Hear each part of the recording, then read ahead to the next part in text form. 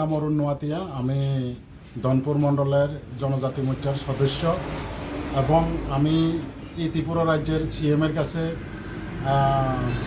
বিশেষ করে সেটা রিকোয়েস্ট করতে আসছি যে আমার ছেলেরে যাতে কোনো আমি খুব কষ্ট করে সেটা ছেলেরে পড়াশোনা করাইছি এবং মেয়েরাও পড়াশোনা করাইছি, যাতে কিছু একটা কর্মসংস্থান করে দেওয়ার জন্য এবং এই রতিরঞ্জনের ব্যাপারটাও যাতে কাইন্ডলি আমাদের সিএম সাহেব কোনো ব্যবস্থা নেওয়া। ঠিক আছে। আমার নাম অরুণ নোয়াতিয়া। বাড়ি কোন জায়গা? বাড়ি চন্দল এডিসি বিলিসা, মন্দুক ব্লকের অন্তর্গত। কি করেন আপনি? আমি কৃষক। কৃষিকাজ করেন। এই সাংবাদিকের কাছে দ্বারস্থ কি কারণ হইলেন আজকে?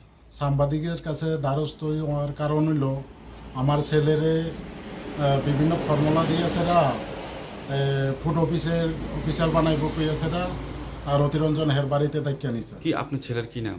আমার ছেলের নাম রাকেশ নোয়াতিয়া। এমনি শিক্ষাগত যোগ্যতা কতটুকু? গ্র্যাজুয়েশন কমপ্লিট এবং আইটিআইও করছে। আইটিআই করছে। তো আপনার ছেলের থেকে টাকা নিছে?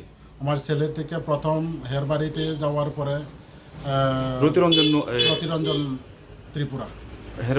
হের বাবা নাম হইল অলিপদ ত্রিপুরা। বাড়ি কোন জায়গা? শুকনাসরা। কত টাকা নিছে টোটাল?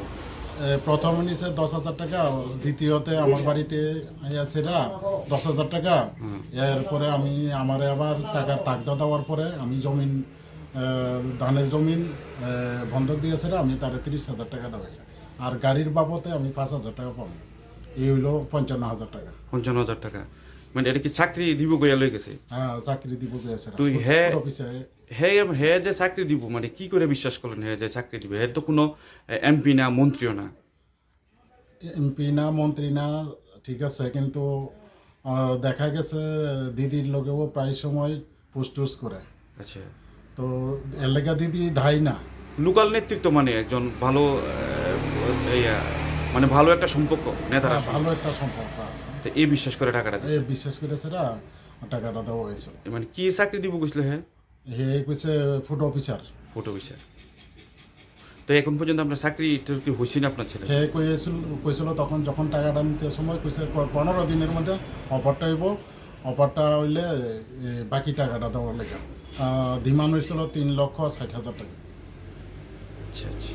তো আমরা আবার পাঠাইছিল শঙ্কর সমনীতে, আগরতলা শঙ্কর সমনীতে গিয়ে দেখি প্রাইভেট সংস্থা। এরপরে আমরা ওইখানে কোনো কিছু লিস্ট টিস্ট নাই, নামের কম্পিউটারে কোনো লিস্ট টিস্ট পাইছি না।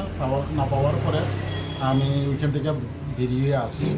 আসার পরে আমি এমএলএ সাহেবেরও জানাইছি। এখন ঘটনার যে এই কাজটা কি শুধু আপনার থেকে করছে আর অন্য? না, এরকম অনেকজনের কাছের থেকে রুট সেফটি মিলেছেরাও বোধহয় 17 জনের থেকে টাকা নেওয়া হয়েছে। এবং একালব্যতে অ্যাডমিশন করার লেগে আমরা চন্দুলের রাজীব নোয়াতিয়া আছে,